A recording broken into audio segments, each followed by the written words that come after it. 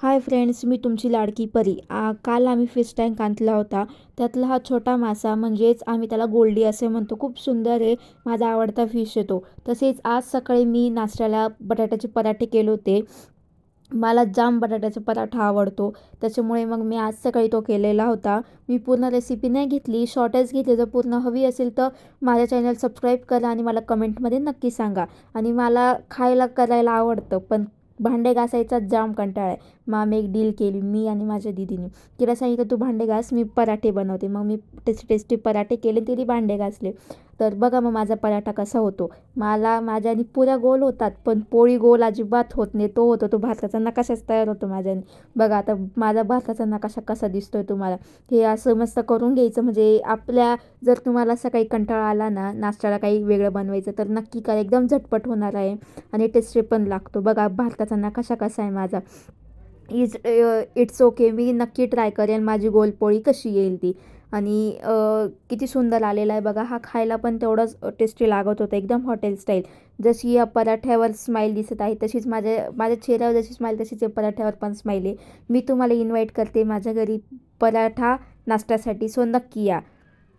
आम्ही आज संध्याकाळी मेथीचे लाडू केलेले होते, जे थंडीत करतात. आपल्या हेल्थसाठी खूप यूजफुल राहतात. आणि माझा आवडता ड्रायफ्रूट म्हणजे काजू. आणि ज्यांचे डोके चालत नाही त्यांनी नक्कीच हा बदाम खा.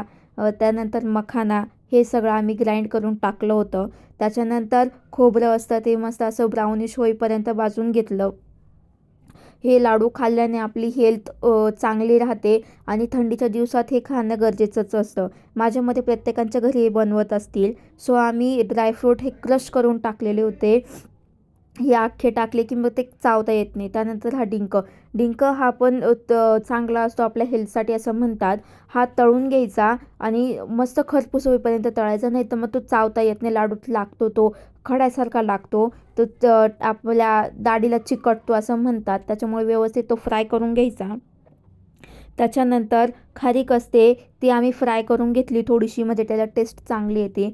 त्यानंतर सर्व पीठ एकत्र केलं आणि मस्तपैकी त्याला मिक्स करून घेतलं.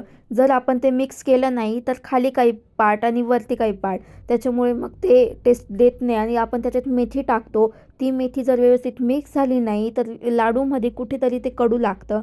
आणि हा कडू असलेला लाडू आपल्याला खायला आवडत नाही. आणि ज्यांच्या घरात लहान मुलं असतील त्यांनी तर नक्कीच हे ट्रिक यूज करा.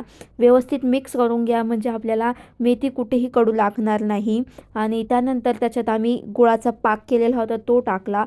हा पाक गरम टाकायचा आणि गरम गरमच लाडू बांधायला घ्यायचे. जर तो गार झाला तर व्यवस्थित ते लाडू वळत नाही. आणि आमच्या घरी आज लाडू बनले होते. जर तुम्हाला पाहिजेल असतील तर मला कमेंटमध्ये सांगा. हे बघा आमचे लाडू. Like, share, subscribe. थँक्यू.